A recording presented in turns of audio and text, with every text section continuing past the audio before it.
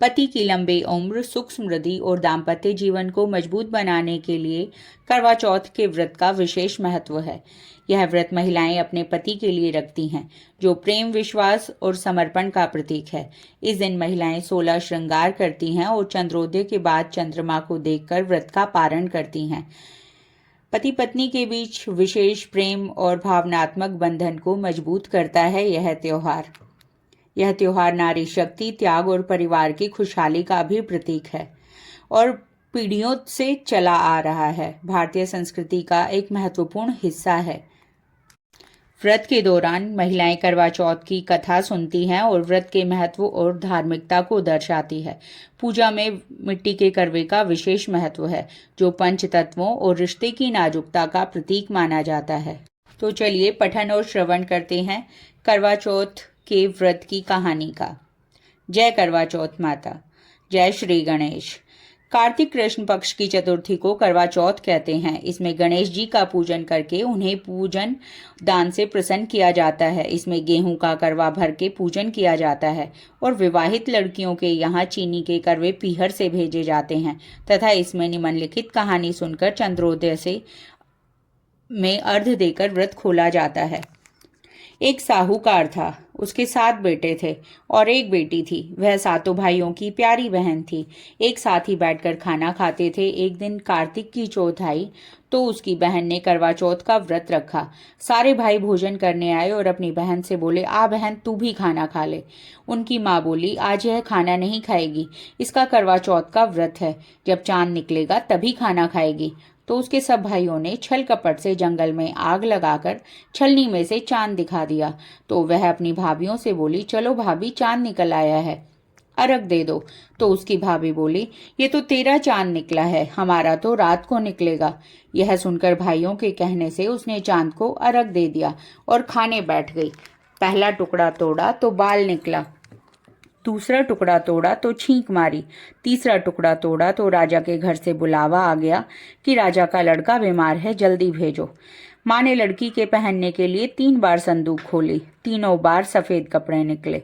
अब उसके सफेद कपड़े पहनाकर ही ससुराल भेज दिया और माँ ने लड़की के पल्ले में एक सोने का सिक्का बांध दिया और बोली, रास्ते में जो भी मिले पैर पड़ती जाना, जो तुझे सुहाग का आशीष दे उसे सोने का सिक्का दे देना और पल्ले को गांठ लगा लेना।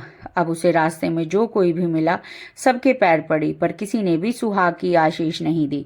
अब वह ससुराल में आई तो दरवाजे पर छोटी ननंद खड़ी थी। वह उसके पैर पड़ी तो ननंद बोली, सीली हो, सपूती हो, 7 बेटों की माता हो, मेरे भाई का सुख देख। अब उसने सोने का सिक्का ननंद को देकर पल्ले को गांठ मार लिया। उसके बाद वह अंदर आई। आकर देखा कि उसका पति मरा पड़ा है। अब वह उसे लेकर एक कोठड़ी में पड़ी रही। 1 साल तक उसकी सेवा करी। उसकी सास बांदी के हाथ बची कुची रोटी भेज देती।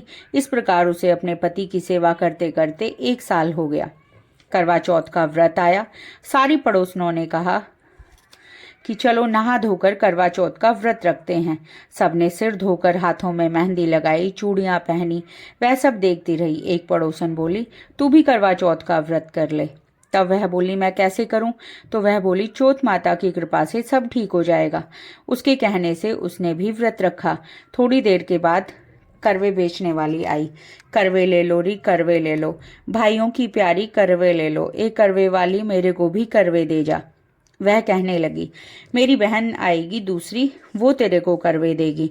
दूसरी आई, करवे ले लो, करवे ले लो, भाइयों की प्यारी करवे ले लो।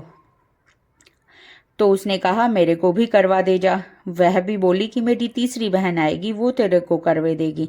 इस तरह 5 बहन आकर चली गई, पर किसी ने भी करवे नहीं दिए। फिर छठी बहन आई और बोली, मेरी 7वीं बहन आएगी, वह तुझे करवे देगी। बस तू सारे रास्ते में कांटे बिखेर कर रख देना। जब वह खूब चिल्लाती हुई आएगी तो उसके पैर में कांटा चुभ जाएगा। तब तू सुई लेकर बैठ जाना और उसका पैर पकड़कर छोड़ना मत और उसके पैर का कांटा निकाल देना, तो वह तेरे को आशीर्वाद देगी। भाई जियो, साईं जियो। तब वह तुझे आशीर्वाद देगी तो तू उससे करवे मांग लेना। जब वह तुझे करवे देकर जाएगी फिर तू उजमन करना, जिससे तेरा पति अच्छा हो जाएगा। अब उसने वैसा ही किया, सारे रास्ते में कांटे बिछा दिए। जब वो करवा लेकर खूब चिल्लाती हुई आई तो उसके पैर में कांटा चुभ गया। उसने उसका पैर पकड़कर नहीं छोड़ा और उसके कांटे निकाल दिए। तो उसने आशीर्वाद दिया। तब वह बोली, जब तूने मुझे आशीर्वाद दिया है तो करवे भी देकर जा। तो वह बोली, तूने तो मुझे ठग लिया। यह कहकर उसने उसे करवे दे दिए। अब करवे लेकर उसने उजमन की तैयारी की, व्रत रखा। राजा का लड़का ठीक हो गया और बोला, मैं तो बहुत सोया। वह बोली, सोए नहीं, 12 महीने हो गए तेरी सेवा करते करते। फिर उसने चौथ माता का उजमन अच्छी तरह से किया। अब उसने चौथ माता की कहानी सुनी, उजमन करा। अब वे दोनों चौपड़ खेलने लग गए। इतने में उसकी बांदी तेल की पतली और गुड़ की डली लेकर आ गई। दोनों को खेलते देखकर सासू से जाकर बोले, महलों में खूब रौनक है, तेरी बहू और बेटा चौपड़ खेल रहे हैं। इतना सुनकर सासू देखने को आई। दोनों को देखकर बहुत खुश हुई। बहू ने सासू के पैर दबाए और सासू बोली, बहुत सच सच बता, तूने क्या किया। उसने सारा हाल अपनी सासू को बताया। तो राजा ने सारे शहर में ढिंडोरा पिटवाया कि अपने पति की जीवन सुरक्षा के लिए सब बहनें करवा चौथ का व्रत रखें। पहले करवे को अपने पीहर में जाकर उजमन करें। हे चौथ माता, जैसा राजा के लड़के को जीवन दान दिया वैसा ही सब किसी को देना। कहानी सुनते समय कटोरी में चावल लें। चांद को अर्घ देते समय ऐसा 7 बार बोलें। चंद्रा ए चंद्रावलिये, चंदा आया बार में, उठ सुहागन अर्घ दे, मैं बैठी थी बाट में। काहे का तेरा कंडला, काहे का तेरा हार, सोने का मेरा कंडला, जगमोतियन का हार। कहाँ बसे तेरा पेवड़ा, कहाँ बसे ससुराल, आम तले मेरा पीहड़ा, नीम तले ससुराल। चंदा ए चंद्रावलिये, चंदा आया बार में, उठ सुहागन अर्घ दे, मैं बैठी थी बाट में। जय श्री गणेश, जय करवा चौथ माता। आप सभी को करवा चौथ की हार्दिक हार्दिक शुभकामनाएं। धन्यवाद।